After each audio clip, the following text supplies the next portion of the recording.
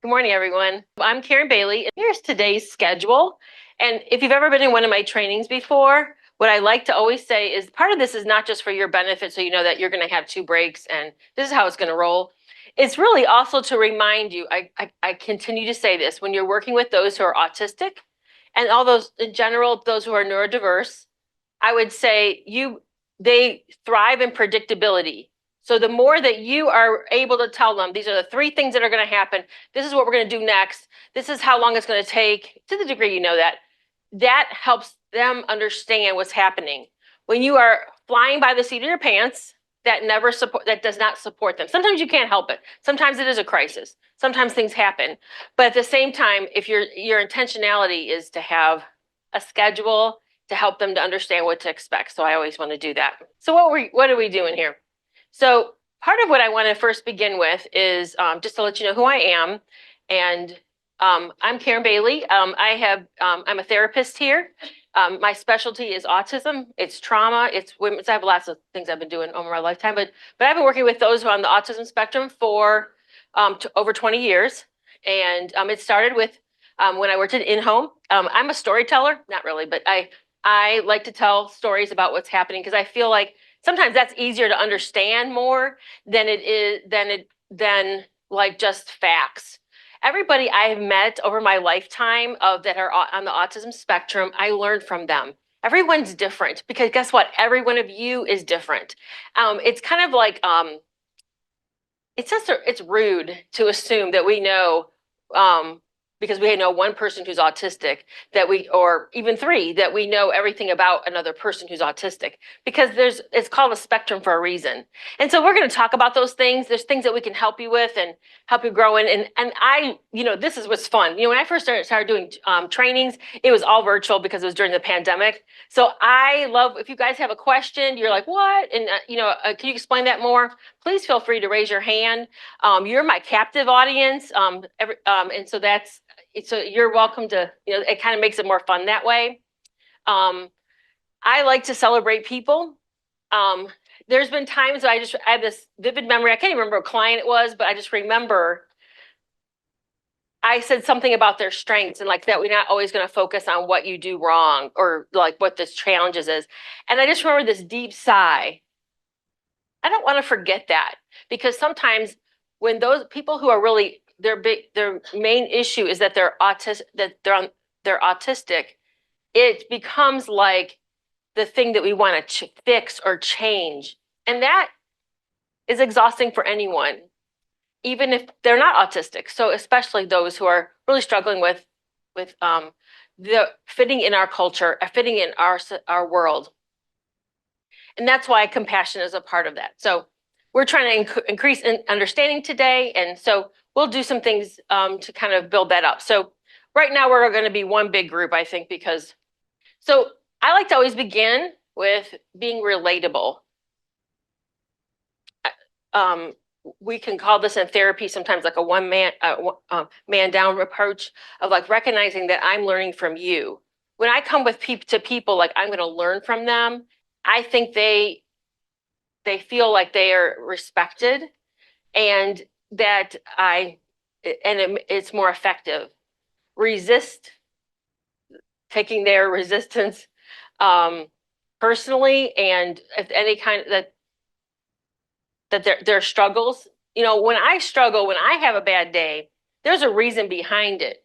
And that's why I have to recognize it. That's the same for anybody. It doesn't matter if I'm neurodiverse or not. Recognize that trust takes time. So again, with anybody, that's how it works. So if you see someone who's autistic, you might notice some rigidity, anxiety, uncomfortable in new settings, difficult answering questions, hard to communicate back and forth, able to tell you a whole mess of information, but hard to go one way, like that, be able to go back and forth. I like to say like a tennis match. We call that reciprocal communication. Hard with open-ended questions like, what are you going to do this summer? Sometimes that could be a difficulty. How hard, and sometimes too honest, that honesty that causes people to go, oh, that was not nice. Sometimes it's sensory issues. Now, you might not notice that they have a sensory issue, except that They might not like to be in this room because it's too bright, or they might, cover their ears. You might see them with headsets on now because that, with the noise cancellation sets on, because that's something that's common now. Whereas, when I first started doing this, nobody did that. Rarely did people do that. People do that now, and they don't, and just because, not because our society has changed a bit in that area. They do best in predictability and sameness. They're concrete thinkers. They do best when they understand, like they can see something. But really, I am more than my behaviors. It's really important for us to understand, just like me as a person, I am more than what you will see on the outside. And so it's important to see that what is behind the behaviors sometimes. Like what was said earlier, autism, when it was first diagnosed, and actually when you look at the DSM, it's really behaviors. It's observable behaviors that I can see in a person. But there's a whole mess of stuff going on inside. And I feel like we will continue to learn what that is over the next couple decades. We'll get more understanding of what that is. But as we get that more understanding, that's what's really more important. Just like if I act like a fool right now, it's not like, oh, Karen acted like a fool. It's like, what is going on inside? Why would that happen right now? That's really what you would want someone to ask if you had a bad day. And that's the same thing with someone's autistic. It might be a little different reason that kind of throws them off, but it doesn't change the fact that they're just responding to their, where their struggles are. So again, here I say the focus is never to think you're going to cure someone from autism. That is a neurological issue, and we will continue to talk about that, but it is to bring stabilization. If we look at stabilization as the main focus, then the mental health issues that we were talking about, that is the things that we're talking about. It's the mental health issues that we're often to deal with. When my clients who are autistic, I am addressing their mental health issues in therapy. I'm also addressing like psychoeducation on autism, because they don't typically, know as much as they could about why they're why they struggle with certain things. That is my helping them understand what's going on. And therapy is for a season. I don't really recommend that anybody's in therapy forever. There's something about that's wrong. Like I should want to work on something. And so those who are autistic, they may need to be in therapy longer, but it should be like a focus. What are we doing? Because again, the focus isn't to cure them of autism. It's really to help them manage their life and be successful in what they can be. So before we get any further, I want to just talk about this word around autism. If you've noticed, I've said autistic individual, autistic person. So this is a thing. And people like to say that, or is a person with autism. So those in the neurodiverse community, I really appreciate more of it's great to ask them. Some people don't care. But those who are, the idea of saying autistic individual is to say, how do I separate how do I separate myself from being autistic? Whereas if I say I'm this person with autism, it's like almost saying like this person with the flu. It's like something that it's kind of like a part of something that's happening now, but it could go away. But it really isn't that way. And that's the trend of asking them. It's more of a respect thing. It doesn't really matter to me which one is asked. I start with the autistic person, or I ask them, and I just kind of model what they want the best, because it's their life, not mine. So I ask their preferences. Neurodiversity. So again, I'm giving you all your vocabulary words. We'll get into more practical stuff as we get on, but so understanding neurodiversity. So I would say back in the day when I first started this wasn't a word. This is a word probably in the last maybe, I don't even know, 10 years, maybe 5 to 7 years that I've been hearing more neurodiversity. It is a grassroots self-advocacy of autism, ADHD, dyspraxia, dyslexia, dysgraphia, Tourette's, gifted. It's a lot. It's basically being able to say that they recognize, instead of it being like, when you think of autism and the way it originally started, we call that more of a medical model, where we're saying these are the things that are wrong and we're trying to solve the problem. And And what people are saying who are autistic is like, well, let's not focus on the problem that we're trying to not make people not be autistic as much as we're trying to help them be supported, manage, and enjoy their lives and recognize where their struggles are and helping them to advocate for them in the community. So it's also recognizing that it's neuro, meaning of course neurology, that that it affects every area of their life. When you think of your neurological system, it affects everything in your system. And so that's really important to recognize that that's how it is for our our clients, our people we know who are autistic, that it affects everything. And that's why I say in the next 15, 20 years, we might know more about how it really affects other parts of their body, how it affects I'm learning more about how it affects their digestive system, how it affects their how their tiredness, their energy. It affects a lot of different areas. And we just got started. And I'm not like an expert of knowing the neurological part of it. So these are things that are coming out. And that's why we look at it that way. And it is mainly a neurological disorder. Now, that doesn't mean you go to a neurologist. It's complicated. We don't go to a neurologist to get diagnosed. We go to a psychologist. Typically, a neuropsychologist is the best, or a pediatric um, developmental doctor.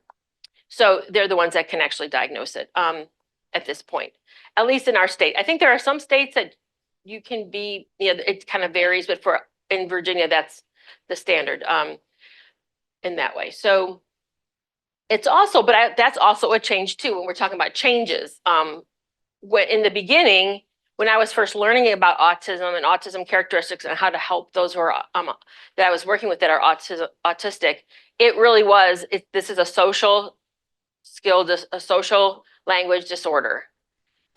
Yes, there are social language disorders. That is a component of it. But now we recognize it's not just like, well, why is there a social disorder? And we realize it's based more on that neurological piece. So I always like to mention, I'm mentioning women to you.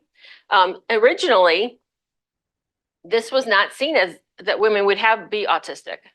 They were mostly focused on, because again, the traits in the DSM, the traits that are in the ADOS which is the most used test for autism, was based on males, boys, and women, females look different. And so part of it is recognizing that this has taken a little bit more. Usually takes them a little bit longer to get diagnosed than the girls versus the boys, so to speak. And part of that is because there tends to be a social component that for females that they're more likely to mask. They're often what would be their more special interests aren't as odd. They're more typical than the male counterparts. Like for an example would be like lots of girls like say horses as kids, but the autistic girl might not only if she likes horses, she would know every breed, what needs, where they're from, all the details of who actually, what they're good for. All the research that you would know, and they would thrive in that research environment. Whereas if I liked horses, my friends who liked horses as a kid, they didn't know that much. They might know the difference between a few, but they didn't that wasn't as thorough. But it's recognizing that sometimes they mask. Several of the ladies that I've worked with that are autistic, they didn't find out until they were older because, they masked and they just learned to pretend to play. But at some point it brings a breakdown because you can only pretend so long and you have to kind of be who you are.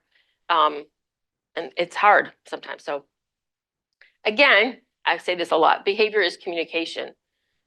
Kind of recognizing that people who cannot speak a lot or don't know how to effectively get it out, it's kind of recognizing what that is. That when you're working with children, often it can be, when I think of parent-child relationships and where kids can be like, I'm not going to do this. It can look like, well, you're a brat. Why you need to listen to your mother. But really sometimes, that's one interpretation. But part of this is like when we're talking today, I want to open your eyes to think of how you can be interpreting behaviors differently. And you can be saying, well, maybe it isn't because they're just saying, I need to have my way. It can be because they are anxious. They're fearful. They have this itchy sweater on that they hate. And it makes them not, want to do something. It can be a lot of reasons. And it doesn't mean it's always being oppositional because I have to have my way. And part of that is learning how, if I offer compassion, if I step back a second, I might learn what the actual issue is. So it's important to look, what am I seeing? So, and again, that's not necessarily just today. Again, some of you have never met me before, or you might have. So today is one slice of Karen. But of course, I'm more than this. Like I have good days and bad days. And it's the same way with, with anyone that you're working with. It needs to be over time. So I ask these questions. So when you're out and about, what do you see? What do you think when you see a young man yelling? A young girl crying in the grocery store? A client that's not speaking or says, I don't know when when a question's asked? Reading about your client who's acting out in school? Just a school-age child being led out of the store with his parents? A lady not moving or speaking when asked to be moved, or asking, is there something wrong? Just kind of like I'm not going to move. So when I say those things to the people in this room, what do you think? What comes through your mind? Because I know that you have experienced at least one of these things. We've all seen somebody in Walmart, acting out, or not acting out, but like having being overwhelmed. What is your first thought?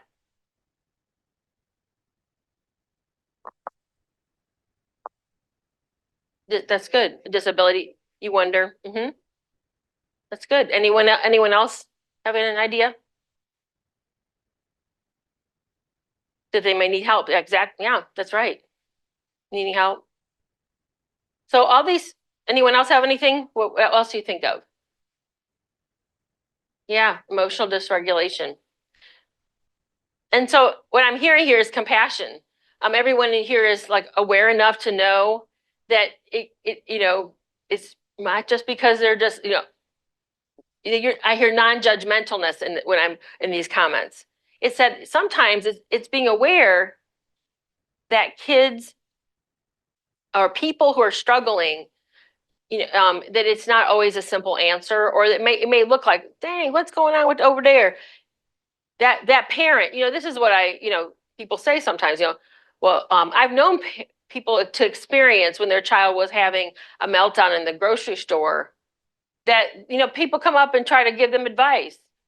It's just like you don't know the story to know, like, don't even, don't embarrass yourself, and I'm not saying that, because it's being judgmental. Like, you understand what's going on, that you always know that the parent, is just, wimpy and doesn't, gives in, and that's why the child's acting. Sometimes that is true. I mean, we're not going to deny the fact that, that 3-year-olds like to fall out sometimes, or a lot of times. So like, that's not like unusual, but at the same time, I have learned, through the years of like, I have no idea why people are going, unless it's somebody I'm working with. When I did in-home, I took clients into the store and stuff. So that was something I experienced. But of course, it wasn't my child, so maybe that was part of it. But at the same time, it's part of helping the parents to say, don't be embarrassed. This is their disability. This is their struggle. If it's their struggle, then how do we help them?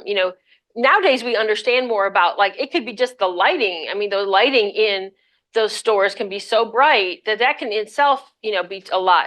There's like, it's so much temptation. I mean, I know I struggle. I remember being a kid and like, and of course, they market right. They put those candy bars right there at your level.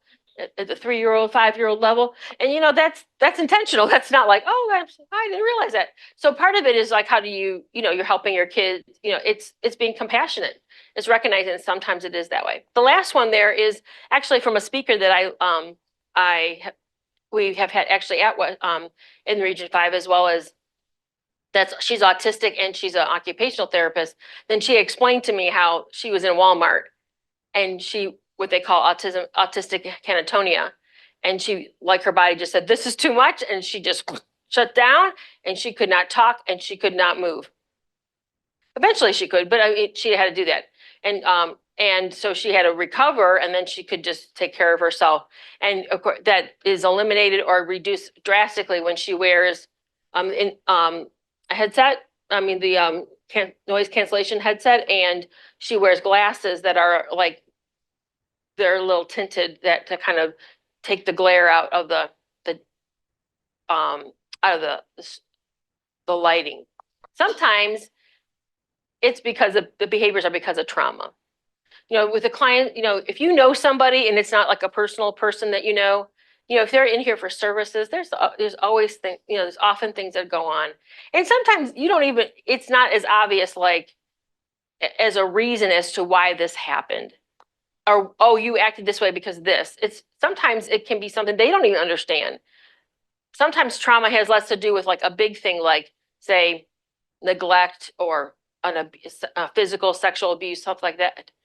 It can be bullying. It could be that your parents never listened to the fact that you were uncomfortable with what, in the room that you're in, or that you didn't like being around a lot of people, that you were taught that you need to have social graces and wear that cute outfit that was as itchy and was driving, like really was distressing you, and you had to look a certain way to be with everybody else, when no one really understood that how distressing that was to you. So it's not always that people are directly doing something to someone. It can be something that I have had to learn to play a role, and I can't get my needs, and no one really understands my needs. I don't even know how to tell them. So part of it also, like, it's not uncommon that depression and anxiety are part of the autistic individual story. These are things I would see. The thing, I have little quotes in there of like, I don't know, someone who's can be moody, irritable, tired. I just want to be alone. There's a sensory overload, which we'll talk a little bit more about sensory in a minute. But when they are around too much things, it's like I need to shut down, and there's a lack of energy, motivation, hard to manage the details of life. And so that becomes overwhelming, especially as they become like teenagers to young adults, and they're learning this adjustment of like, there's like, in our society now, it's like, adulting is a lot. That's a word that wasn't there 20 years ago. But at the same time, this is like a real issue for those who are autistic. It's really hard sometimes to manage all those pieces and a job or a school or whatever else they're doing. That becomes a lot, and understanding it.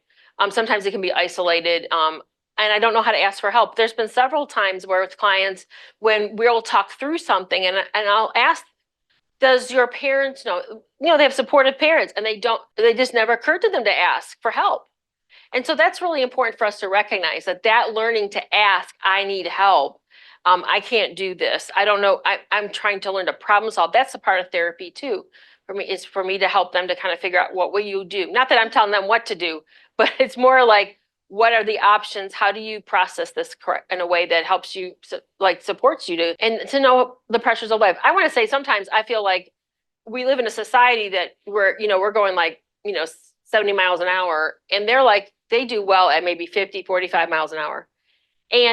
But the people around them often don't, like, they don't get the memo. And so they're always trying to keep up. Like, I need to keep doing.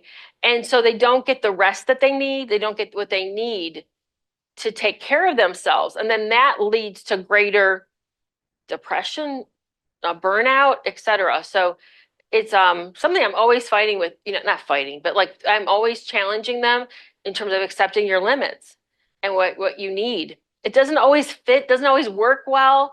We all wish we had more energy and strength and more hours in the day, but part of accepting where we're at is help some people move on. So the other side of this is Anxiety. Now, I always say that most clients, now now when I'm diagnosing people, those who are autistic, I don't always give them an anxiety disorder. Some people really do have a lot more anxiety, which they would get a separate diagnosis. But the fact that life is unpredictable is what brings up anxiety. They can't understand things. Like the first one, I don't know what to say. I've learned that I've known of several people who loved being in the theater who were autistic, which is sometimes we think they're not good at social interaction. Why would they? Who does that? Well, actually, there are some successful actors who are autistic, and part of that is because they know the role. If I'm talking to one of you, it's spontaneous. We're going back and forth. It's kind of unpredictable. We don't know what we're going to say to each other. That's okay. Those who are, we roll with it. That's hard for those who are autistic. But if you're in a play, you've got a script. So when you say something to me, I know what you're going to say back. And usually they have an excellent long-term memory so that they easily remember those things. So part of it is that sometimes they don't know what to say. So giving options can be helpful. I'm scared. The world's moving so fast. I don't always understand things. I'm from the North, even though I've lived here forever. So I can talk fast when I'm excited, but I need to slow down when I'm talking to my autistic clients because because they process a little slower, not like extremely slow where you're like, what? But sometimes it could be a pause. But if I'm doing too fast, they're not catching everything I'm saying. And I have to kind of watch. And also anxiety can come from sensory issues. And also I say, I need a roadmap. I don't know what to do next. Some people get stuck because they don't know how to move forward because they don't know how, that's overwhelming. They don't know how to do that and they need support to do that. And they just rather not. They just rather hide. Sometimes and of course some families let them hide. They get overwhelmed by making too many decisions. Decisions are hard. Sometimes that need to do everything right or there's a right way. There's some things that are right. There's some things that are right and wrong. But some things, there's a lot of, it isn't a right or wrong thing. What you end up doing, what you do post high school, except illegal things, there's a lot of things you could do right. And it's okay. And that's hard. That's that's overwhelming. And that of course increases anxiety. So I have this Venn diagram to kind of show where things can be similar. And this term, if you'll see between the autism and the ADHD, some people could say it better than I, but it's ADHD. And it's really kind of a recognition of the integration of the two. It is something that people, attribute. There's a good percentage of people who are autistic that have ADHD. Often that's what's diagnosed first, but of course you can have one or the other without the, you don't having one doesn't mean you have the other. And sometimes it's, the middle part of the dysregulation,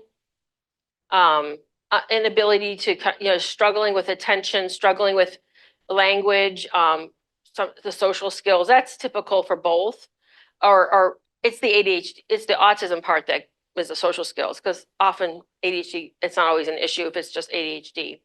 But it's kind of recognizing that, how do we help them to work through, how do we help them? And just notice, is there a problem here? Could it be that, having ADHD and autism is really a challenge? Because one part, you think of it's well, how does that even work? Well, it's hard because part of you is does well with predictability, is the autism. But if they're ADHD, there's a scatter part of it that becomes a challenge. And that's where they need, supporting them is helpful. So another topic is masking. I mentioned the word masking earlier. Does anyone have, I have my stuff up here, but does anyone know what I mean, experienced that, had a client that had any experience with masking? So masking is a way of hiding one's authentic self so that, and sometimes it's stemming because, people who stem got to walk around, fidget a lot, move their hands around. that can make people uncomfortable, and our society doesn't really like, what is up with you, kind of thing. Parents, we want you to look like decent and normal looking, normal, whatever that is. And they learn to hide that. And so it's not like there's that one commercial, I don't remember what drug it's for, but it's like they say, the person's wearing a mask and it's like they take this medicine and they don't have to wear the mask anymore. We understand that. We all like wore masks, we understand like socially, like we feel like we wear masks at times, but that's not quite the same as it when you're autistic. Because because with autistic people, it's like I have to learn to not be myself. Like, so there's a lot of neurological pieces of like suppressing the things that would be like uncomfortable to other people. And this is often an issue more with females. I mean, males do mask, but that's often what keeps them from being diagnosed or makes them diagnosed later in life than males are, because they will learn to hide and learn to kind of that connection that they suppress it. So one of my first examples, there was a time where I had clients, I had ladies that were like in a little group, and I asked them, when did you find that you were masking? When did you? So I was expecting to say something like when they were like in elementary school and somebody acted a certain way, or they felt like they wanted to, they had some stemming to do, but they didn't want to. But what I learned is that they both said that they were like 4 years old, and it both had to do with clothing. They had to wear, one had a real cute, it was like a church dress that was itchy, and like we all had experiences where we didn't like to wear clothes. We're kids, we don't want to wear the fancier clothes. But it wasn't just that, like, oh, I don't like this outfit. It's really like their whole system was on fire. It's not just like, well, this isn't my favorite outfit. But it's more like the way they feel it. It preoccupies, it drains them, it takes all their energy, and then they have to learn to say, well, their parents were like, there's no option. There's no option to change. There's no option to say, well, go ahead and put on your, this more comfortable outfit. You have to learn to fake it. You have to learn to say, okay, we have to do this. And that's kind of, that's was striking to me, because I honestly didn't think it would be that young or about clothing. I wasn't thinking about it, and I'm glad I asked them, because I don't really recognize always what causes someone to suffer, and they had to learn to hide it just to endure. And that's part of where masking begins. When people are being questioned, families, sometimes they don't want to see certain mannerisms, certain activities that really kind of like helps their body to relax.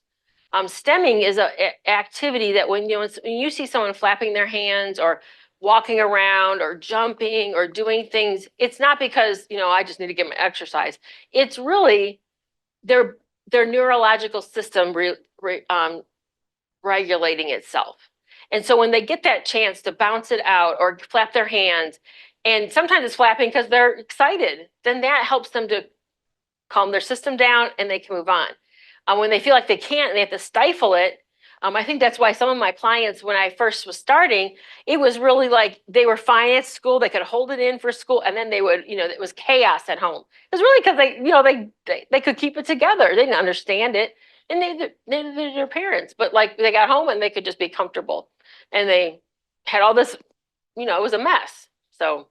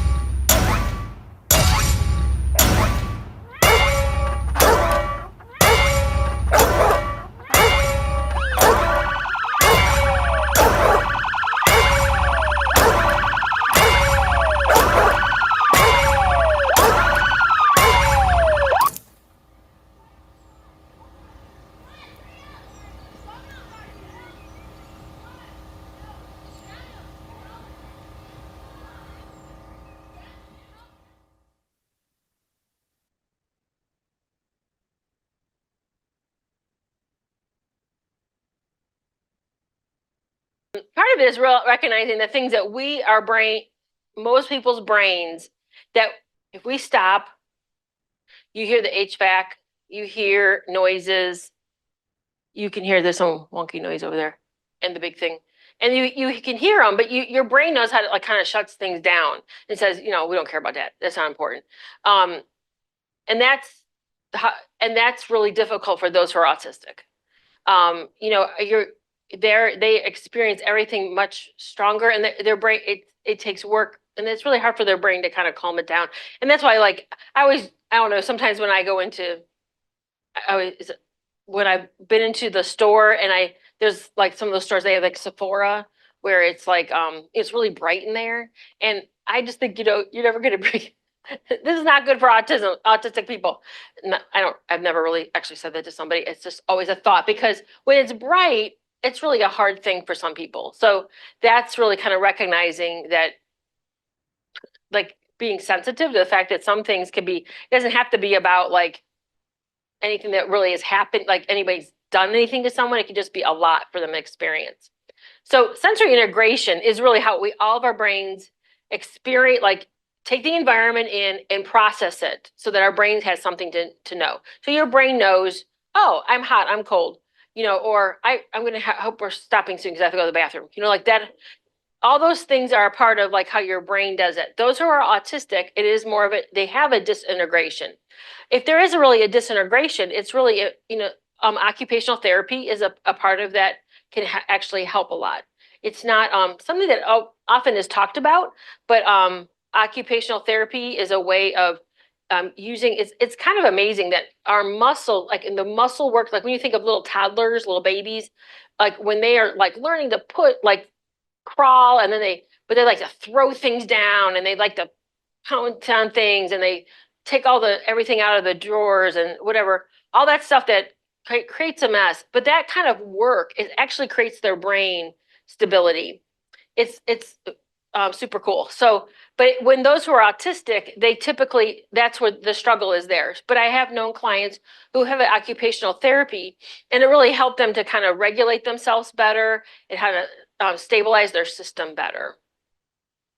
So, so when there's sensory overload, this might what you see. You see a meltdown, hiding, conflict, irritable, can't listen, can't calm them, hard to calm down, too much going on.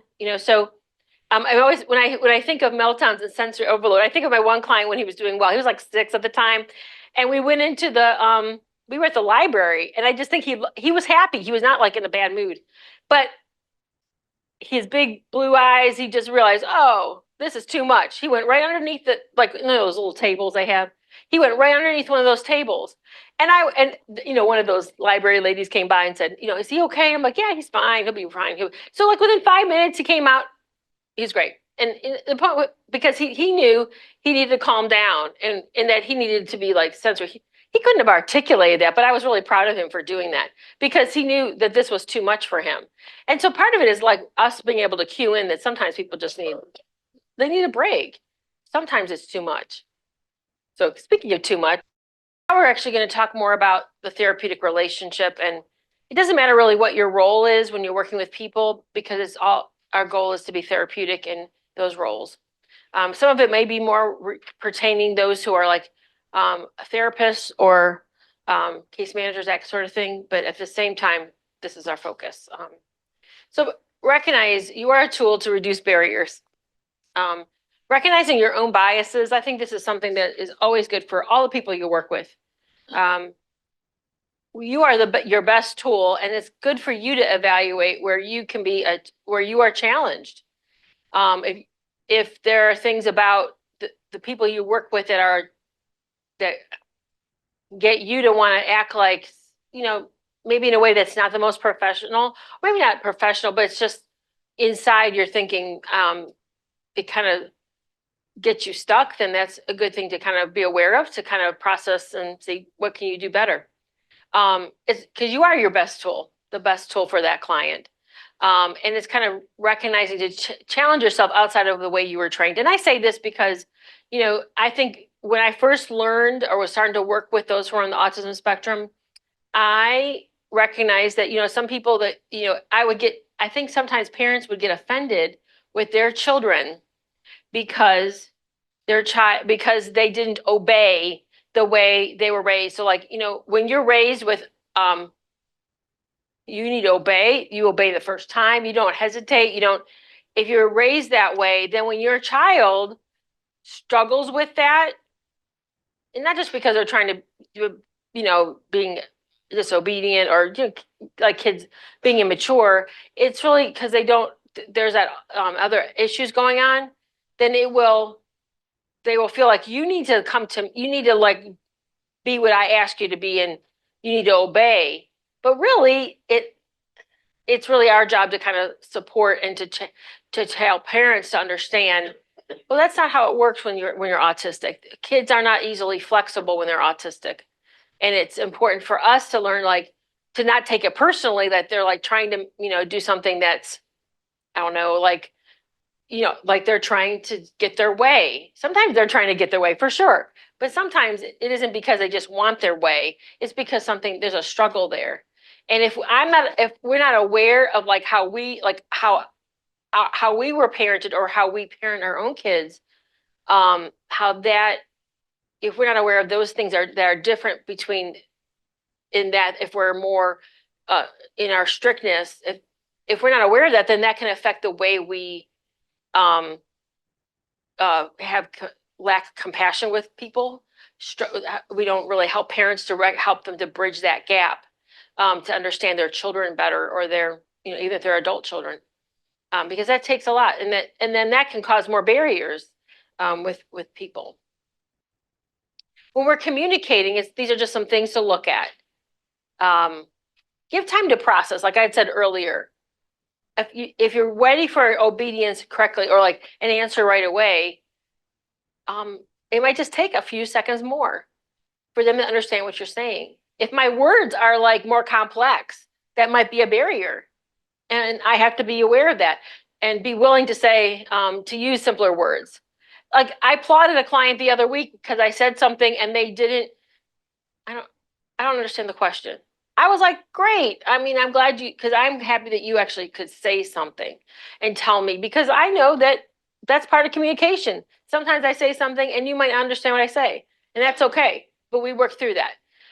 Being friendly, and asking specific questions. Again, we'll talk about a little bit with central cohesion, is that sometimes when we ask big questions, I know sometimes we were taught like those big, open-ended questions. Those who are autistic, that might be, you might not get, if you don't get an answer right away, or they say, I don't know, or it's really vague, it's not really good, you're not getting enough, it's because they need more specifics. So it could be like I said earlier, like, what are your plans for the summer? Well, maybe if they say, I don't know, maybe you say, well, what are you going to do? Are you going to get a job? You get more specific, it will help them to kind of answer, because sometimes it's not that they don't want to talk to you, it's that the question is just way too big and they just get overwhelmed with that. Humor, I use humor all the time. Visual aids, again, we'll talk more about this later, but visual aids are important. For a lot of those who are autistic, hearing it is not enough. Seeing it is important. So if I can text them like afterwards, this was the homework assignment, or if I can give them something that gives them a checklist, that's helpful for them to actually remember, helping them to learn to use their things that they have, like their calendar, etc. Using role play, again, taking the role of humility of like saying, I'm learning from you, and asking questions that say, like, tell me more about this, can be helpful, and being willing to learn. And again, expressing the next step. Like those of you who are doing like more, like if you're doing an assessment, or if you're doing different pieces of your, like even the time that you're with a person, is to recognize, oh, today we're going to be doing this and this. Those little things are really helpful for them to kind of recognize that what they're going to do and how they're going to manage. So I just wrote down some of my first questions that could be helpful. Like or things that are in my mind. I don't necessarily ask every one of them like a list, but it's more of things I would like to know. Is the kind of thing of, what are the obstacles to therapy? What does this client need? What questions for a parent? I often will ask, like how often they, like because people come in with a variety of not only needs, but also like how much the family actually knows about autism. It doesn't really mean that just because if the child, like say you get someone, but they've known about the diagnosis for 10 years, doesn't mean they really know anything. They just, I mean, there's been a lot of people where I would just say like something about autism and they're like, yeah. But they don't really they know the word, they may know a couple of things, but they don't really know like how that would mean in the details of life, how they might do things a little different. And it's recognizing that this, are there communication difficulties? Are there sensory issues? Like we just saw something about sensory. It's really important to kind of ask. I ask, usually my first couple sessions, are you, do you have a light sensitivity? In my, the clients that come to see me in person, I will ask them, do they like these overhead lights or do they like the lights off? And I'll show them what the lights off look like, or whichever one isn't at the time of they walk in the room. And, often they like the lights off, but some like the lights on, like the overhead lights. And I ask them because it's their session and that can be a real distraction to them.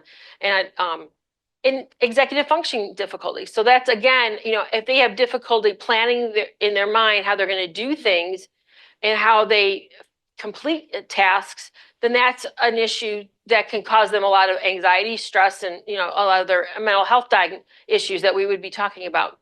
How are they isolated? Have they, and how much, again, how they know about autism? The questions it's good to kind of think about those things, because otherwise I'm just kind of, you can be hitting the ground running and not realize that, oh, I'm making an assumption that they know certain things or they don't know certain things. But if we ask, sometimes we get a clue. It's there. So part of it is recognizing also when someone is refusing to do something, that sometimes we can think, well, it can be, we always say it negative, like, oh, they're just, they're either being lazy or they're, they don't like, they want their way. But there's always a reason. Sometimes they're tired. Sometimes we're asking something that they don't really understand. Or it may trigger something that they don't even, that they remember back from, that we don't know about, that may not be able to articulate, but it reminds them of something that wasn't a good experience for them. These are things that I say, like I'm mentioning some of these things like boundaries. Boundaries, of course, a lot of times in therapy But when it comes to, it's often an issue, like it's on the treatment plan, it's an issue that we're talking about with my autistic clients, because often the boundaries of space, sometimes even knowing how to, was personal spaces. Sometimes it's about like, I don't have good social skills, so there often can be way too open about all their information. And it's kind of understanding what does that mean to be respectful of themselves and not share, what does it mean to trust? What does it mean to, in a social relationship to, when people, when do you trust people and how much information do you give them? And when do you know when the session is over? I mean, sometimes those who are autistic, it's not that they're trying to take over the universe and all your time, they expect to be with you all day, but they can be often have difficult times being anchored in time. And so because of that, it's like sometimes I've used, like if they're virtual, sometimes I've used a clock to let them know so they can see the time as well. And that sometimes that can help, but sometimes that, is I've had clients where I'm like getting up, if it's here, getting up, ready to walk, like I already gave you the appointment, but they're like, I got 3 things to tell you. They don't really get the idea, sometimes I have to teach them, that what it means, like the length of the session, because they're not always aware, like, oh, I really have been with you for a while. That's not how their brain thinks. So I tell them. So those are things to do. And I always like encourage them, how do I move them forward? There's a place of support and there's a place of like how to kind of encouraging them to take those next steps.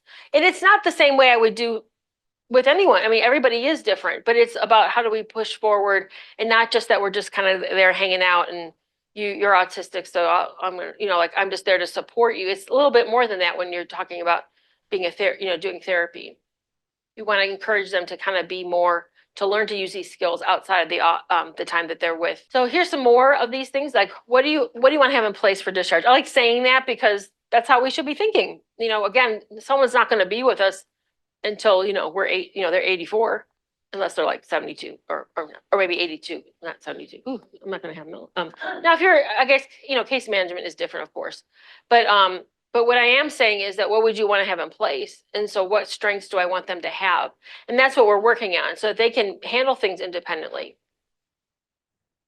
So, oh, my old one. I made it a lot. Well, look, I made it cuter. I changed that last night. um, um, so part of it is recognizing your own expectations. So when it comes to how change happens, to recognizing how to explain a specific concept. Again, the speed of how they answer a question, acceptance, and really how long the process takes. So typically, I would say that my autistic clients take longer. It takes them longer to understand a concept. Doesn't mean that they aren't grasping some things, but the change takes a bit longer. If I'm patient with that they do change. It just takes that. Sometimes the session length. Not for all of my clients, but some of my clients, they really need more like 30 minutes. And sometimes that's time that I may use the other time to with their parents, if they're like younger or if their parents aren't really involved in their life.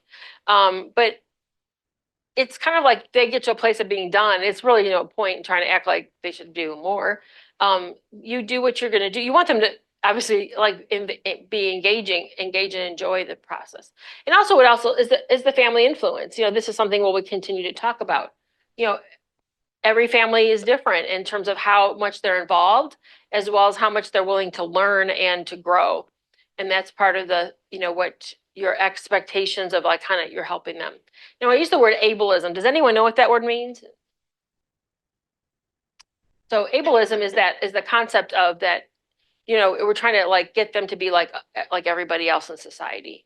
So it's kind of like an ableistic thing is to kind of say, well, because everybody does this when they go to school, or everybody does, that, or that basically, or you're not capable because you're not at the power of every third grader or 20-year-old or everything like that. It's like, no, what do they need so that they can be successful?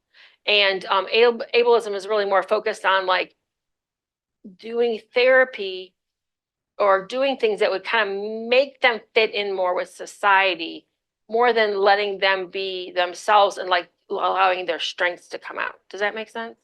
So that when you're seeing some of the, the struggles that in the, we're ethically, like when we're wanting to make a client, like, we know these are the things that people should be doing. And we think, well, my 15-year-old is doing that. So that's what they should be doing, some of the good thing. Well, in general, I mean, we want people to be successful, but we have to recognize that, sometimes we like, it's almost like with the it specifically comes out a lot with like when someone has stemming going on, like the goal isn't just so that they don't stem in front of people, because that's like, that would be terrible. Well, why don't people just get used to it and like just accept people where they're at?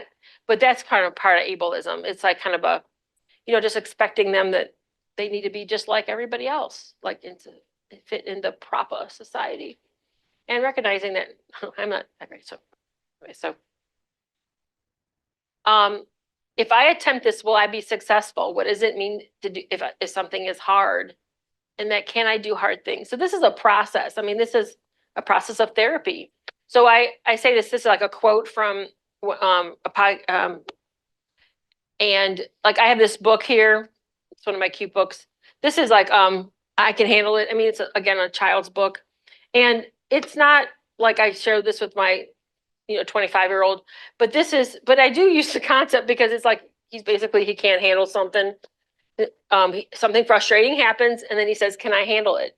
And that's something that I just said to a client just last week of like, you can do hard things. So are we saying that?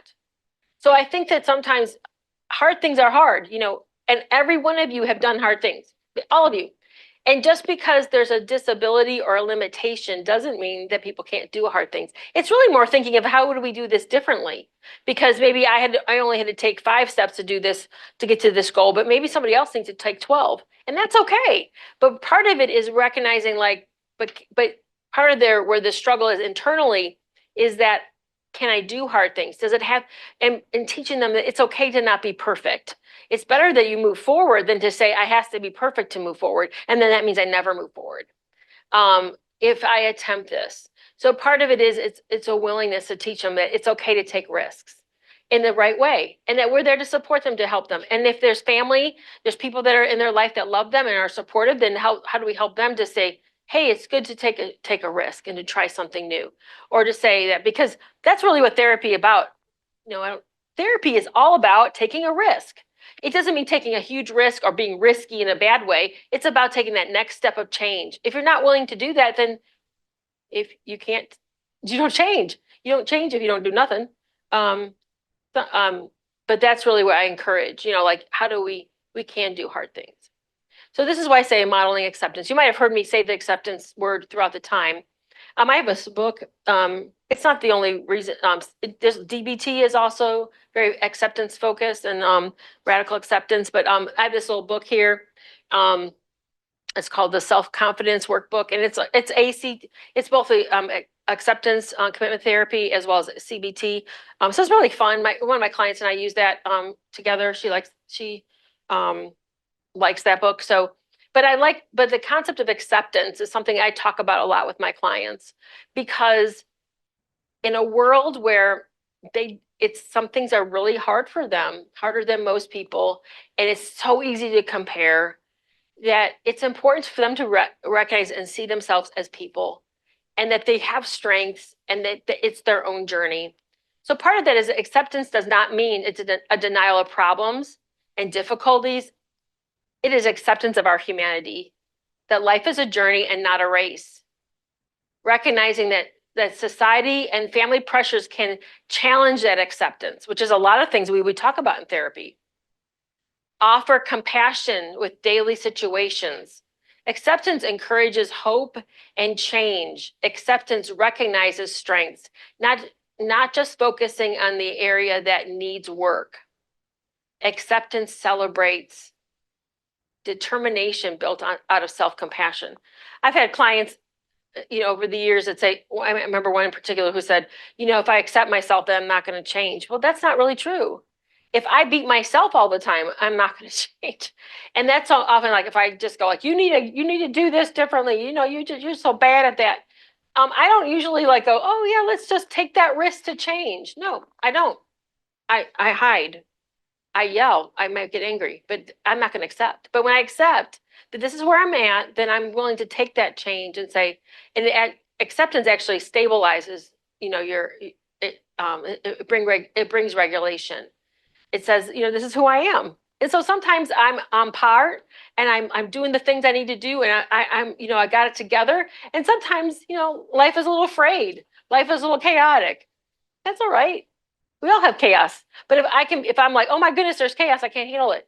Well, sometimes we can't handle it, but we can handle it. We can do hard things. We can do hard things. It just means sometimes we need to pause, take a deep breath. Sometimes we need our support. Sometimes we need to recognize support and manage that. So again, going back to what they need, it is how do we, encouraging, how do we go on their pace? Recognizing that you are a co-regulator, as you are calm, as you are present, and that you can challenge, but at the same time that you are accepting, and it makes a difference. They become more willing to try or to talk. Give them a predictable schedule if you can in your appointment. If you have an ability to, like, if your schedule is able, that you can tell them when their next appointment, like you can schedule some, that does help. Learning to speak positively and saying what they can't do. That takes sometimes practice, and each of you have your own lives, but with people in general, I remember when I was in college, I was working with preschoolers, and I had to learn, we were taught, you were to not say so much, don't do this and that, or no, is like, these are the alternatives. So, instead of saying, unless it's like a safety issue, it's like teaching people, this is what you can do. Why don't you try this? Instead of saying, don't do that, it's like, hey, we're going to do this now. Let's do this. It's time to do this. Or I think you can do this, because people respond better to that. It's a practice. It takes time to learn how to not be a naysayer, like, because that's kind of, it's easier to say no.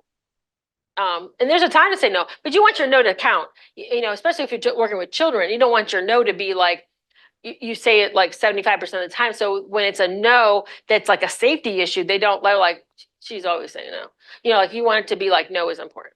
And again, visual aids, do you use them? Sometimes it can be a piece of work, but I encourage you, even writing things down, like why you're talking, or asking them to, or having them put it in their phone if they're old enough that they have a phone or they have some kind of electronic device. That's not a bad thing. I use, again, social stories, role plays, sometimes even using empty chair. I've used empty chair, because sometimes getting them to, like, again, practice is an easy way because you're a safe place. And again, self-understanding and boundaries issues. So this is something I have learned through my autistic adults that I've worked with. And I would call it preparing recovery. And part of this is, like, especially if they're going to experience something, they're doing something new, that there's time to prepare. So let's say they're going away for the weekend. Something's going to happen. How do we prepare for it? How do they manage that transition? So some of it can be just thinking it through the schedule. Some of it can be like, do they have a care kit, which I have a list a little later on. But what is like a care kit? Making a checklist. How do you, like, what do you need? So that, and rehearsing, like, and asking them, what do you think that are the troubles are what are you concerned about in this whatever is going to happen? And how to help them if they're anxious, like, what can you do to not be distracted? Or what can you do to be okay? Sometimes distraction is the best thing. If you're really anxious about something that's going to happen because it's, serious, or you're worried, is that, well, what can you do to be positive during this time? It can be that you tell yourself that you can handle it, but it can be something that it can be doing activities to make it better, taking care, helping somebody, packing your bag, doing different things that get your mind focused. So it's about, like, how do I take care of this? If it was about an event that I have to maybe wear an outfit that is itchy or that is uncomfortable, do I have, did I try it on to make sure that maybe I can make some alternatives? Maybe there's some things I can do. And then you go to the event. So the weekend, whatever happens, and then you recover, because you ever been, all of us been on vacation, left for this weekend, but there's always a time when you come back, you're like, okay, now I got to get things in order. You feel a little tired because you just traveled. But with those who are autistic, they feel it a lot more. So it's important to recognize, what do you do? How do you recover afterwards?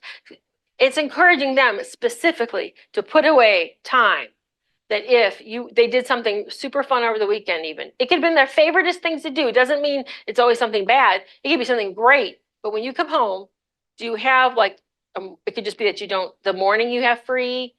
It could be the whole day. It could be whatever they think. But it's really saying, being intentional about taking time to rest. Rest is very important. It's the way their battery recharges, like ours too, but their battery goes dead faster than ours, to be clear. How do you what is the self-care routine going to be? And how do you get rest? How do you address the things that, better, is evaluating, could I have done things better? It's recognizing, like, how do I, lots of times family, they may be, if it's a family event, they might not really realize it. Like, we're just getting out. Why are you tired? Stop it. It's like, well, and being able to stand up for yourself. What do I need? I need a little more rest than you do, and not feeling like the pressure that I need to move on to the next thing. It's not always convenient, but the recovery is necessary. And teaching them that way, it takes a while for them to grasp it. I need these things. Sometimes it's really hard for them to understand that, because they live in the same society we do. It's not like they're, immune to it. Some family pressures are there to, like, do what you need to do. And sometimes it's hard for people to understand that they really do need more rest. Their system needs a little more. So acceptance also means taking a break, and when it's being aware of, like, when there's tiredness and cold, needs quiet, you know, there's a time to be alone. Um, Being alone is helpful because it means I don't have to interact with anyone else. My ears don't hurt from trying to, like, listen so much. I can just be quiet, or I can listen to something that I like, but I don't have to, like, really pay attention. Um, it's, maybe you need some exercise, maybe some laughter. These are good things to just talk to about people when sometimes they just go back to their stuck ways of doing one thing in particular. But it's really good to, like, ask people, what can you do differently next time? What did you do this time when you needed some rest? Or when you were tired this week? What did you do? Because that's how we change. We change by changing our routines daily. And this is the daily. So, I also mentioned central cohesion a little bit before. So central cohesion is our ability, like, to grasp a big concept and then make it small. So, like, when we're, like, looking at things, you look at if you have to do a project, and your ability to say, okay, this is the idea, and then I'm gonna the concepts, how I would develop, like this actual training. Or if I looked in this room, I scan it and I figure out where I belong. Where am I going to sit? Where am I, where am I going to go? Where do I need to sign? Like, all those little pieces. That's how our brain works. So those who are autistic typically have a what they would call either a weak central cohesion or a specific cohesion, which means that they're more likely to fix, instead of, like, being able to see the big picture. They're really good at focusing on something specific in that one picture. So what's important in that is that when you're working with somebody, is that they're not always going to recognize that they could often get like, I have to watch, like, my questions so that they're not so broad that they can't understand them, or that they go, I don't know, and that's okay, whatever. You want them to, you're teaching them, like, you wanting more specific information. I have to ask them more specific questions. And it's like, I remember a long time ago, I had an intern, and she was like, but we were taught to, like, like the open-ended questions. And it's like, it's not like you're taking that away. You're more saying, like, the big question, and maybe just asking a few, like, smaller. So what would you like to do this weekend? And then say, are you going to do this or that? Sometimes that prompts them to say, oh yeah, we're going to go do this. And it's not to take away, letting them talk, but if they're not, but sometimes that's overwhelming to them. Sometimes it's recognizing also, to help them understand their bodies, about their body. Again, we are always talking about, with emotions, they are often not connected to their body in terms of the interoception of their system, to understand that, oh, when my head gets tense, that's often when I'm angry. And so that's something we talk about in therapy. I try not to talk in paragraphs. I mean, obviously I'm giving lots of paragraphs right now, but, like, because I will lose them. And I have lost them. That's how I learn, like, how do I stop and how do I pause, which is, my growth. And recognizing, like, how I said here, some questions can overwhelm autistic people. Like, this is, like, the classic that I asked, that really got me started thinking. And again, central cohesion is an issue, not just for those who are autistic, but also, I would say, ADHD. Not all ADHD, but a lot of times the clients I've had ADHD. So it could be like, where would you like to go for dinner? I don't know. Which can sound like they're not interested. They're being aloof. They don't care. They could be depressed, but really it could be like, that's just too many questions. There's just too many places out there. And so I would encourage them to have prompts, but then they say, well, what would you prefer? Would you like pizza, or would you like Chinese for dinner? Now that's something clear. They can make a decision. And that actually might inspire them. But actually, could we have Italian? Like, I don't really want pizza, but I might like to go to an Italian restaurant. And but that could be a way of helping them you're narrowing it down. One of my clients, and with one of my clients who's like, when they're teenagers, I teach parents this, and then, like, I was teaching, I remember I had one client who struggled with this, and he was like, someone would ask him, or I was prompting him questions. So we were role playing, and I said, are you, what are you doing this summer? And he said, and then he said back to me, what do you mean? Do you mean like for my job?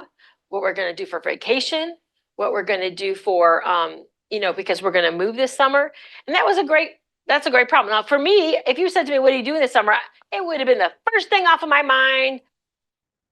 And because I just know it's not that important, it's not that deep, but that's not how their brain works. So I learned that, if someone can answer a big question, I just start to ask smaller questions to see if it helps them to kind of get connected, and they can ask me. And that makes a big difference. So I also have to talk about the family system. So, I learned autism, and I knew some family system, but then I learned more of family. And what I recognize when I observe families is that it's always a challenge. It's a learning experience for anyone who has a family member who's autistic. But some families, like, they just kind of figure it out. Yeah, it's got some stress, but they figure it out, and they just kind of, it's just a part of their life, and they just do it. But for other people, it is the central focus of their crisis. That person becomes the scapegoat or the focus, or they're like, and sometimes with in family systems theory, it's almost like it is easier to focus on that person's issues and their needs or whatever than it is to focus on the chaos of the family or to deal with their own stuff. So because of that, that dynamic becomes a challenge in families for them to look at their issues. It can cause them to be a bit rigid in their support, or it can make them not willing to learn new things. So it's kind of being aware. Every family's different. Sometimes, again, like I wrote down, families can sabotage the progress of a client, not necessarily intent, because it's the system issue. And so if I have this client become more independent or more assertive, then that kind of changes the dynamics. But that's the same with every family. That's not like unusual. It's like the way families are. Our willingness, the therapy is about willingness to step out of what that role is that we've played in the family. And so it's important to remember that, because again, when we're talking about somebody who's autistic, it's not as, they may depend on their family more. There's more, the issues are a little different. And so it's important to kind of help them to kind of navigate through that, be honest about them, especially if they're adults, where their struggle is that, and how to help them to recognize that they're not responsible for, for these things, but they're responsible for themselves, and how they can, how can they make success, even if their family doesn't always understand or really want to kind of learn the new things that they've been learning in therapy. So there are challenges, but there are always strengths, and it's important to recognize, again, if you have autistic clients, do you know what they're good at? Do you know what gets them excited? Because I'm motivated when it's something that I like, and if you know that about me, what I like, then that helps me to want to do what you want me to do. So I think it's important to remember that when you're helping them with these really hard things, to celebrate what they're really good at. And when I think of all my clients, some of them are really good at research. A lot of them are really good at research. And it's kind of like, how do you help them? Because some of them, with their little younger, is to kind of how do we hone those strengths to become something more for them in that way? That's the things I think about. We're going to go challenging the daily. So when I mean this, again, like I said earlier, change happens in the way we live our lives, in the daily, how we manage things. So I have, so this is we have expectations, and learning acceptance. So this is about how much energy I have. So again, I like to think of the battery. Everybody has an energy battery. Some people, you wonder how they can do so much. And I would say in general, those who are autistic generally have their their energy goes down quicker. So being with people, like in this environment, it would not just be that I'm here listening to somebody that I'm learning new things, maybe. It's the lights. It's the fact that I'm with people. It's the fact that I'm not comfortable. Although you could be virtually, and that would be a little less stressful, maybe. It could be a lot of pieces that, I had to get up earlier, so I didn't get as much rest. But it's recognizing that the energy goes down quicker. And that's what we're working with. It's not like and that's, I feel like I'm always pushing and advocating with them. Sometimes I use real concrete examples. Like I will say, like if your energy per day is $100 and you're spending $50 on doing this, then you'd only have this much to do everything else. So like that helps them to concretely think about it. How does this actually work? Because it's and then I think of like, charging a battery. Or like, how our phones charge up. We, if you've had, I haven't had this issue so much now as I did maybe 10 or 15 years ago with a phone when it was starting to, the battery would start to die and you'd have to plug it in more often. Well, that's like they need to plug their battery in more often. And that's kind of how the battery works. So again, executive functioning typically is an issue. And emotionally, again, where's the struggles? What do they need? Relationally, again, are they isolated? Do they have support? Do they know how to ask for help? And the boundaries and communication, how we're working on these things. So in the day, again, visual, as you see, I like to repeat things in different ways because that's how your brain will start to remember it. That's my hope, at least. Writing things down. Now over here, like what I have used with people is like you can have like little checklists. I have this checklist for the day, like how do you manage your day? This is practical things that people can do. I remember I have this one, it's like a gratitude list. Now I showed one of my clients, my adult clients, this once online. And I was just saying, she's like, I am grateful, but I forget. Now this is like such an insight, like I forget what I'm grateful for. It's like it doesn't come to my mind as easy. And so when I see this, I'm like, oh yeah, I am thankful for this and that. So for some people, this might be like, you should just know what you're thankful for. But you know what? She really taught me that, like sometimes it really is hard to remember what's not right in front of you. So it's important to kind of do that. Those who are autistic typically have a mind, what would I say? Like their short-term memory, their working memory is a little shorter. So that's why I like lists and task lists. So what that means is that, so instead of remembering, all of you are here.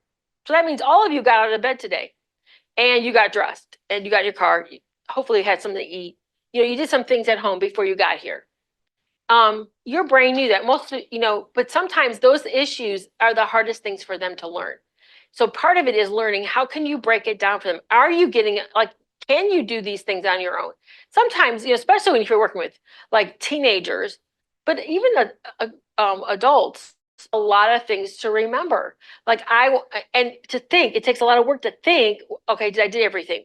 So what I like to do is it's easier to teach parents to have, this is, on the bathroom, in the bathroom or in the bedroom, like this is the list for the morning. And so that they can get used to looking at the list. Okay, I did all those things.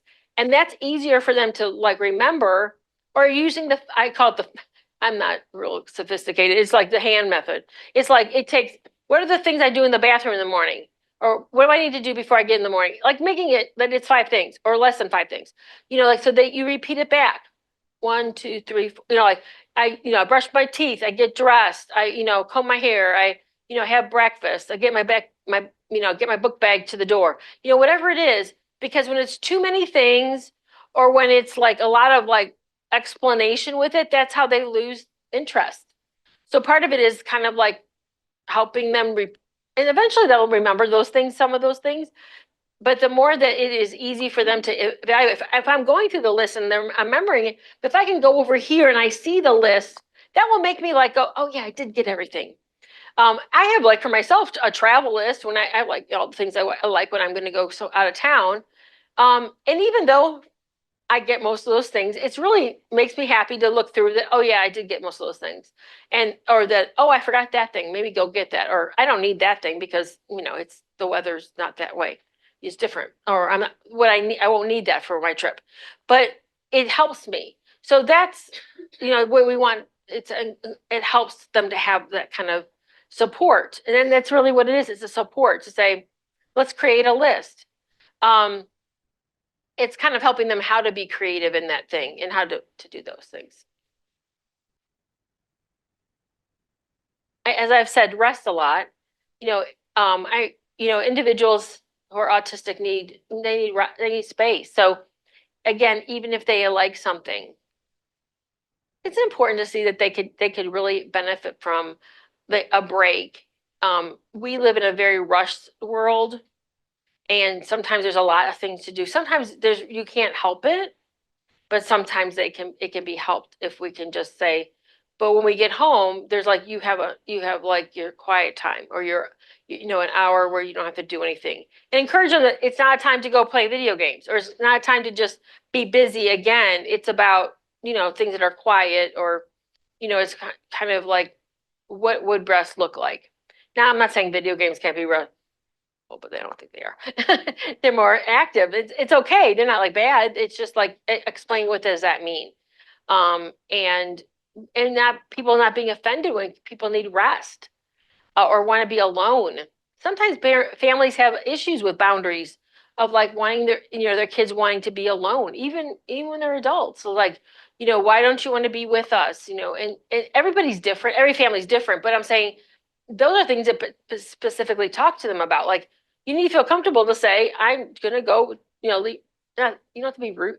You just say, I need to be by myself for a little bit. I need some rest. But some families, that is one of the challenges I'm helping with families. For their kids to be able to say what they need, so they can be advocate for themselves.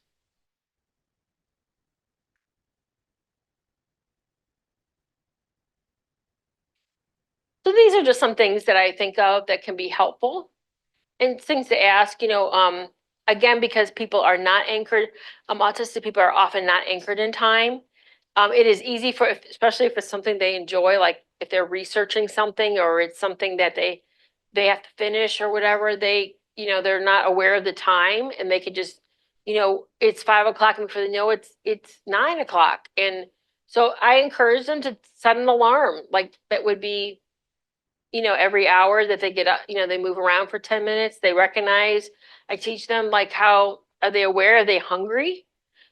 Have you eaten at all? Like, it's good to, and my body lets me know if I'm hungry. But those who are autistic, that's not always obvious to them. A lot of them, again, I mentioned the word interoceptive before, which is interoception is your body's ability to tell your brain that you need what's going on inside of it. So your interoception right now is telling your brain whether you're comfortable in your chair, where you need to get up, if you're going to need to go to the bathroom soon, if you're hungry, if you're thirsty. It's telling you if you're starting to get a headache. It's telling you, like all those pieces that are, your brain just tells you, like, you don't even think about it. But you do realize it when you need to go to the bathroom. Those things. But the people who are autistic typically have more, that's often an issue. They're not always aware that they're hungry, well, it's 3 o'clock in the afternoon and I haven't eaten yet. Oh, maybe that's part of why I'm feeling this way. It's not as clear to them. And so that's why it's important to kind of like, you're kind of helping them to kind of, how do you get anchored into time? Because regardless of how our life is, we all live in time. We live today. We don't live like, floating around. So it's important to teach them to do that. It's important to teach them how to laugh, because sometimes it's stressful. Life is stressful, and sometimes it's hard to not be serious. And it's important to, how do you laugh? How do you find places to laugh? Can you laugh at yourself? That's long term. That's always easy in the beginning. Walking and exercising and resting, and there's whoever works. Sometimes it's problem solving. Everybody's different, but it's kind of like, well, have you tried? Have you tried to do any kind of, do you do anything what would you like to try to do next? And again, sometimes it's not as, it's getting out of the norm sometimes because they don't have a habit of like knowing how to self-care, but it's important for everybody to know that. So do you have any ideas of what you would like to, that helps you, helps people you know, with self-care? Yeah, that you like, yeah. That's good. So she's, those of you who didn't hear, it's like setting alarms throughout the day of the things so she's aware of the time, aware of when to eat and when she wants to listen to her podcast, different things, so that her quiet time, so that she keeps on track. It really reduces the distraction because you're like, oh, all of a sudden you're aware, oh, it's this time I should be going out. That's great. Anyone else have any ideas of what helps your self-care or people you know? Boundaries with phones, boundaries of learning to say you don't need to answer everyone, and that, and I think in therapy would be practicing how do I say no? What is, that I don't have to do everything that is expected of me, or that's just because you asked, that doesn't mean I have to do. Because again, these are our clients who also struggle with not only boundaries and social issues, but and trauma. And trauma usually often can lead to people being more wanting to be people pleasing. There's a lot of things you can do that's getting you out of just like in a sitting sedentary position, and that can make a big difference in depression, that sort of thing. Anyone else got any ideas? Good. And I have your favorite snack. Sometimes having knowing those things are right there, it's predictable, can be really helpul for them. So here's my go bag or care kit. So again, this is something that I encourage. One of my clients had this before I met him, and he was, in his 20s at the time, and he just had this nice bag, and he got exactly what he wanted, to the point that he even has like his own like utensils, like not plasticware, but like regular metal like silverware, and because that's what he likes. So it's like whatever, if you're like out of the house, like us ladies might have a a purse or a bag, and if you're going to work, you might have like a bag that you take to work. But this is like a little bit more intense of like recognizing, those who are like have a catatonia or could actually like not be able to take care of themselves, to be able to have identification and have something that could say, if I'm not able to respond, that this is my, here's what's happening, here's a number or something, what would happen in case of emergency. Like my client, the conversation that began that recovery and repair, part of this was like, because one of my clients had gone to a wedding, and it was like, part of it was, she didn't have, and they ran out of food. I mean, so like part of it is, like, can you carry a snack with you? Do you carry water with you? Do you have things like if you need to have a headache, earbuds, that kind of stuff? Because things that can be helpful, and it's good for them to think. Are you preparing? When they're younger, of course, the parents would be doing that, but at the same time, they need to like begin to own that, because um, they we want them to have that kind of autonomy where they can understand what would be helpful, um, that would help them to feel comfortable, soothing, feel like I can take care of myself. If I didn't, it's kind of like when I think of like when I'm traveling, and if I give them my suitcase and I'm just carrying my carry-on, I want my carry-on and my purse to have everything that if there was an emergency, or if there was something, I didn't get that bag like I was supposed to when I checked in, then I would be able to have what I need to be okay. And that's important to help and teach them being specific about those things, follow through with that. So I like to put these things of like, how do we help people to advocate for themselves, as well as to help those who are around them, which includes us, to help them to advocate. Thank you. So what does advocacy mean to you? So part of that is owning your own competence and recognizing it, you're continuing to build on it. It's recognizing that sometimes you're going to come across things that you're going to learn are not the best way of things, how things have been handled. And you're learning you wanting to challenge not challenge the system in a rebellious way, but kind of like, how can this be better for my client? And what's really like either legal or ethical? Sometimes, when we're talking about children, a lot of times in schools, it really depends on the school, the principal, what they understand, and really sometimes what they can get away with. I mean, and part of what you're teaching parents is to how to, to respectfully advocate for their kids and with accommodations that are appropriate. And we are learning to lead.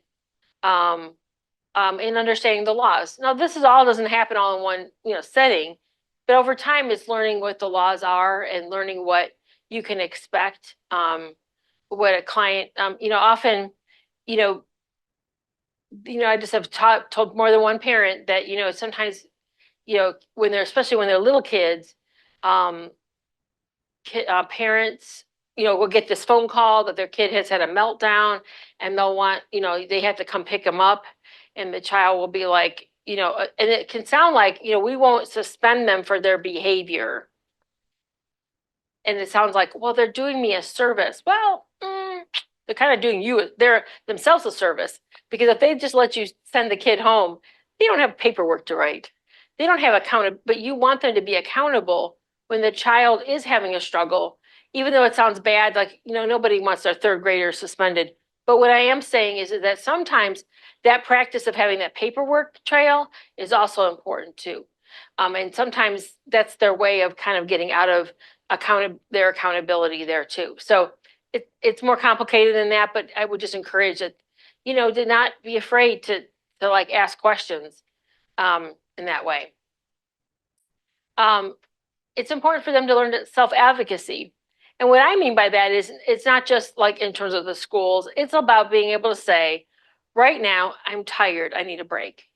Right now, hey, I need to make sure this is taken care of, or I don't like doing that. Sometimes that's a role, like finding their voice is really a challenge, depending on their family, depending on how the trauma they've experienced in life. So I just encourage you that's part of what is needed, that they need. We're working on, so they know what do they deserve, that it's okay to ask for something, that's something to role play. They ask so they can ask for help. It's okay not to do it perfectly. This is a process of learning. How do I stand up for myself? I remember, with one particular client, I remember in the beginning, it was really difficult for her even to imagine that saying some of the things I was saying to her were true. But now she's learning to say those things to her family when she needs help, or when she needs a break. And so it's not like it all happens like I say something and, oh, that makes sense. And then they sometimes they look at me funny, like, because it's scary to stand up for yourself. It's scary to make change that way. Accommodation, these are questions sometimes that come up. If they're working people that work, can they ask for special accommodations? Sometimes, it's that, those are things that, yes. So every individual tends to have a different opinion about it, like whether they want people to know that they're autistic or not. And that's really a personal, a decision, but because sometimes they don't want to be treated differently. But at the same time, when a company knows that there's something, if they're obligated to certain things, if they know that someone is autistic, and to help them with accommodations, just like if they would say if a person was in a wheelchair, that they would have to have certain accommodations, like in terms of maybe technology or something. It can be helpful. I've had clients where I've helped them to kind of validate certain things so that they could have certain accommodations in their job that were appropriate, that weren't crazy, but they were helpful, so that they would keep them in a schedule that they could, and their job wouldn't change as much in certain ways. So it's kind of right, and learning to practice for that is really helpful. So I go into like one of my last slides is about what would make them, what are they good at, what are their strengths, and it's important to figure out to kind of help it begins with your motivation, family motivation.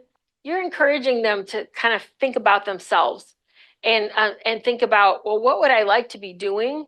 How can I become good at this? It takes risks to become stronger. And so if they have a special interest, I really encourage you to encourage that in them. Temple Grayson, most of you may know who she is. She's in her 70s now, but she has I think her PhD is in animal behavior. She's autistic, and she's an autistic advocate. And she says a lot, like, get your, she is not anti-video games, but she's really encouraging families to stay, to not make that like the default. That especially when they're children, is that to get them excited about exploring new things. That they may be, what we know that we're good at is partially because we've been exposed to something. And so it's intentionally, maybe they like animals. Maybe they really, if they like to take things apart, maybe they would like building things, or they like, it could be a lot, like if they like research. What does this mean? There's a lot of different things that they may enjoy, but part of it is encouraging those things. Like, so if they have an interest, how do we help develop that more? It can be something that becomes something that it will become a career. It might be just a great hobby that supports them that way, but it can be something that will become a future. Part of that is kind of helping them to like feel motivated, like just celebrating that, so they feel like they can invest in that. It helps them to encourage them in that way. It's kind of like, where do I see I'm going? Like it's kind of like drawing that out. When it comes to, I've had clients where, when it came to like finishing high school, it's like, I don't know what to do next. So they did nothing for a while. And part of that is because, it was a lot for that person, overwhelming. But part of it is like, well, how do we break that down to expose them to do things, to say maybe there's a path. The thing is there isn't one path. Like, it's not like there's a lot of people who go to school later in life, or they do one thing and then they say, I was pretty good at that, and then I decided to do something else. But when you're young, and you're autistic, that's really hard to understand. That you could actually make different choices later. But it's good to just try a choice. It's good to try something. It's good to not be stuck at where you're at. So part of it is like, how do you map that out? Again, being visual, it's helpful to say, what would the map be? Well, when you think of how you got to where you are now, you all have a map. Some of that may include some education, some include certain jobs you had, some jobs that you loved, some jobs that you hated. Like we all know this. Again, going back to that, you can do hard things. Part of it is recognizing, it's also to being realistic.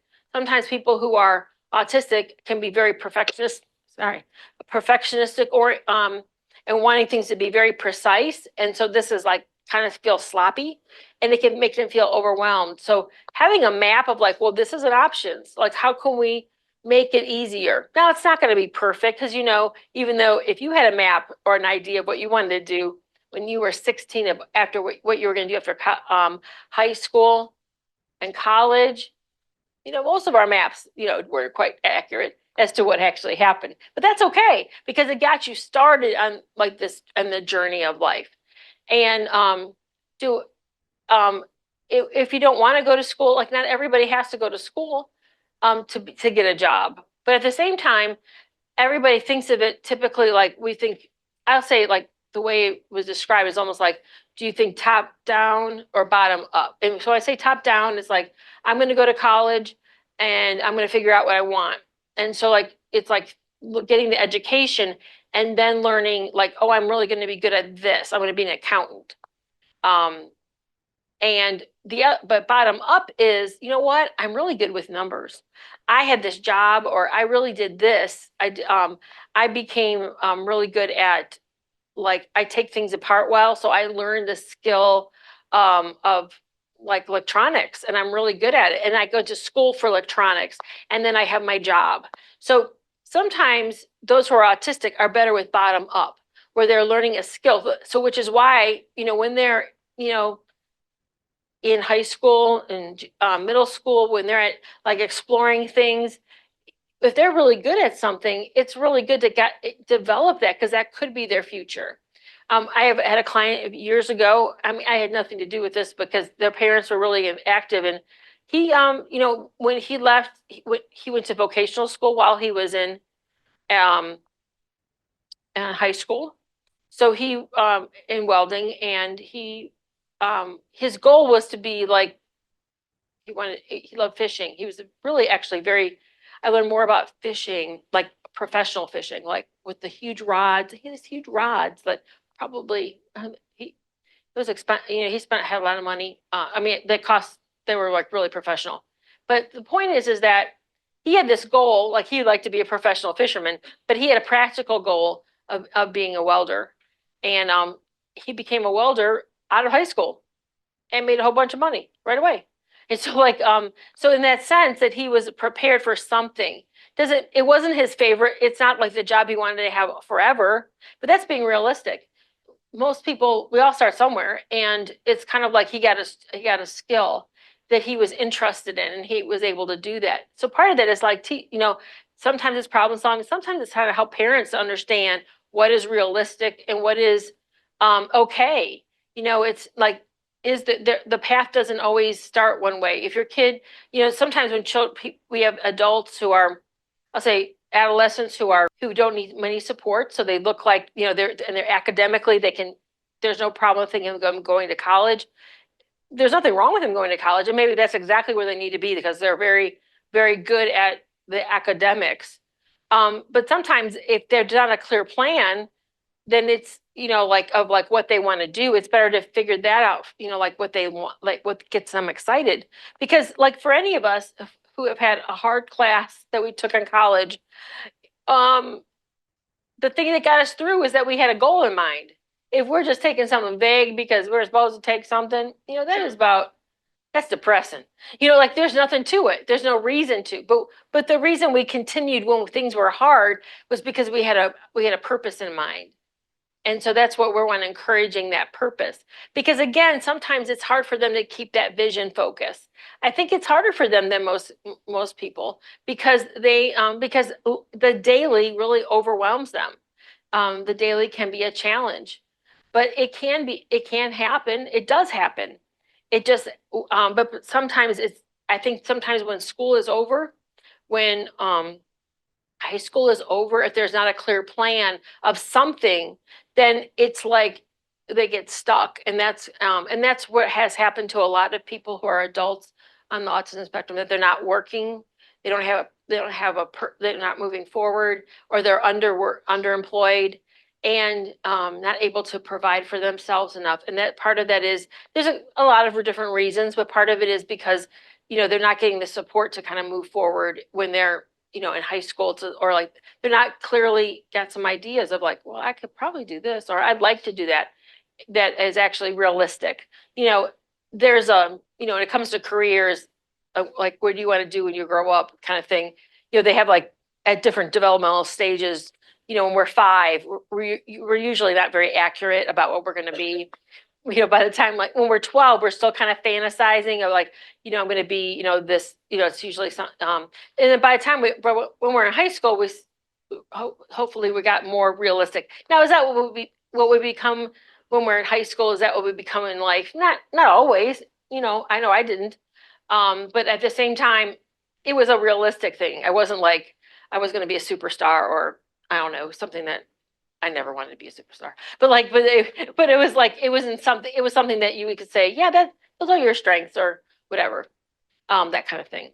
I just ask and encourage them to take the next step. And this is like the things that are, again, these are therapy questions. How do you move forward? What is the next step? What are your fears? What keeps you from wanting to move forward? How do and for families, how do we encourage them to help them, to support them to move forward?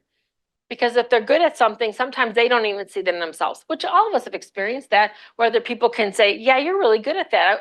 I wish I had that strength.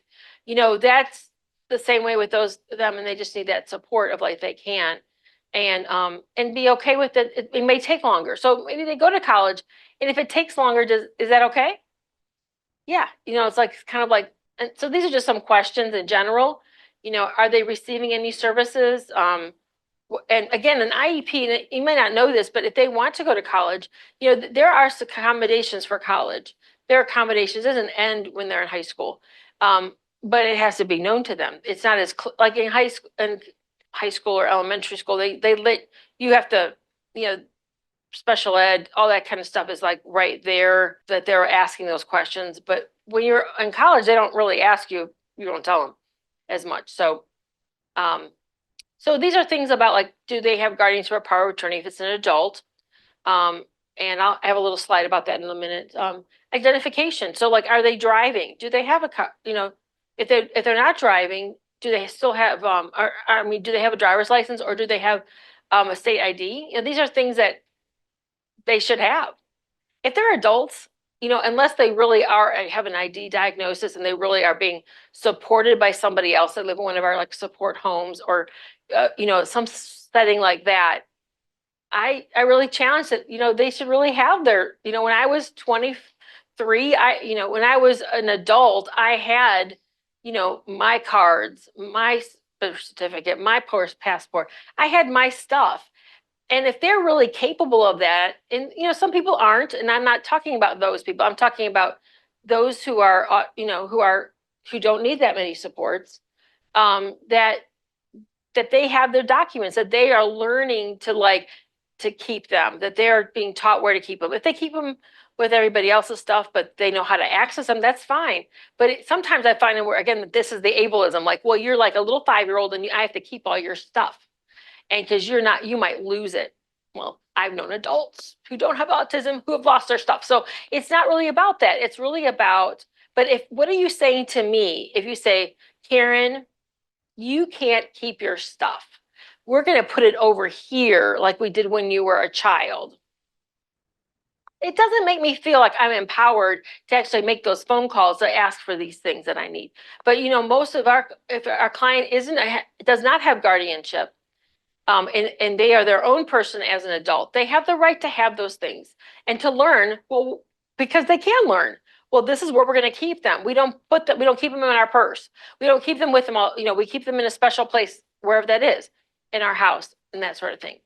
Do they have those things? If you are wondering, those are things to ask if you don't know. Do your clients, who are adults, do they know where these things are? They have their social security card. Or the birth certificate. Do they know? Do they have a special place? I said a firebox because I'm old fashioned. Or do they have a place where they keep these things? Do they have, and these are things to ask. You can ask about boundaries and identity specifically with the internet. Again, they're not always thinking about like what is safety and what is appropriate to share. It's important to talk about. I always say, like when it comes to trust, it's layers. You could trust me, and you might trust me if I'm your therapist, but please don't trust me enough to give me your, like your bank account number. That usually kind of like they always go, no, I would never give that to you. Well, that's good because that's the point is that there's some people you would trust with some things, and then you trust, some information, but you don't trust everything with most people. So here's some resources. When you get the video, the PowerPoint electronically, these things are all links that you can connect to. Some of these are things that are real obvious, like DARs and that maybe you've seen before that are just resources. Some of these are things that I have, when I through the research I do, the trainings I experience. The Self Advocacy Network is a huge one. I have this those of you who are here in person, I have the autistic burnout. This is really helpful to understand about burnout. There's just these are great resources. The Autism Level Up is the newest one I have. They have a lot of really cool like pages to use with people and worksheets and that sort of thing. So things to consider that can be very helpful for you. There's lots out there. And I like looking in these areas. I have several podcasts that there's a ton of podcasts out there. I'm just letting you know the ones I've been listening to that I've gotten some of my material from. and some of them are like there's neurodiversity podcast, uniquely human, and two sides of the spectrum are the ones I probably listen to the most. And then they'll have the one person on. I think like the autism level up. I heard her and I went right onto the website and learned her information and got a lot of good. This is like how I get some of these resources. She is autistic, if I remember correctly. A lot of them, some of them are autistic, and that really is a whole different realm than going through a way of, more traditional ways of doing things. So moving on, this is about this is the understanding guardianship or power of attorney. I recommend that for most parents, most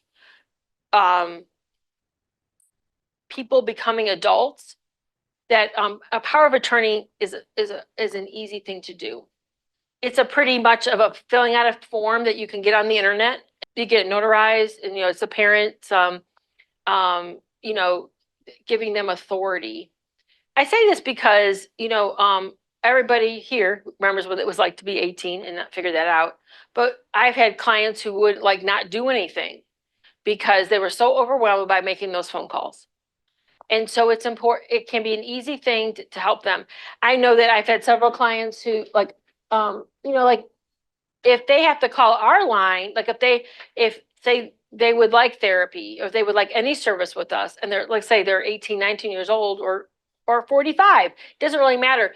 If they're not comfortable making that phone call, if there is not one of these things in place, then they have to be the one to make the phone call.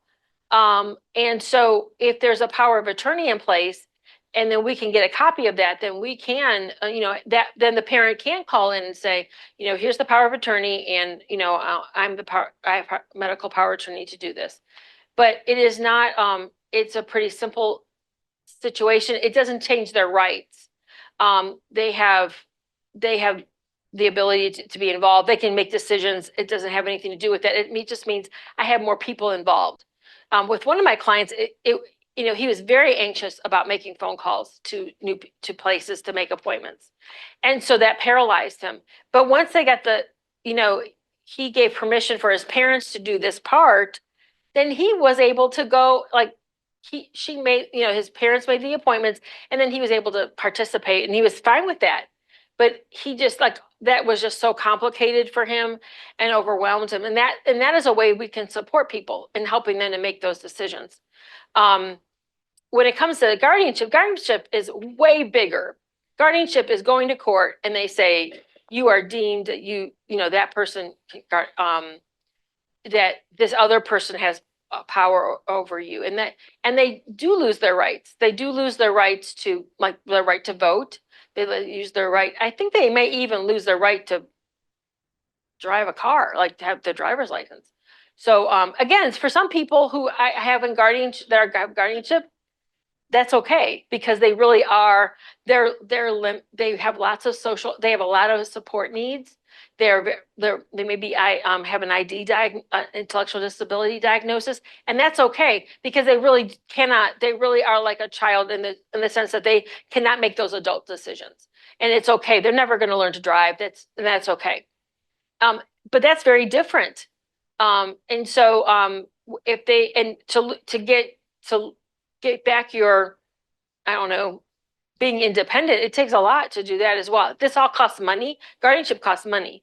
And so it's like that. So these are things to consider. So a lot of times people think, oh, my child's, like 16, I'm going to need to get guardianship. Now, for some, that's probably true. That may be true, but it may not be, but people don't always think about, they think of like they still need help, and it may just mean and they need some support, like the power of attorney versus a guardian, which that's very intense, and that really does limit them.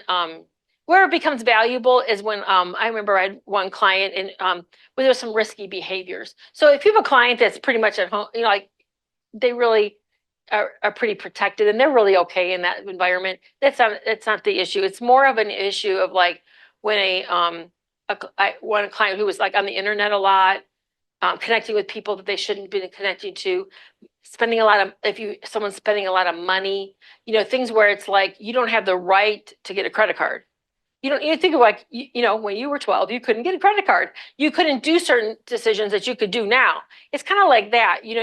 That's when, you want to have that this person has can make things happen.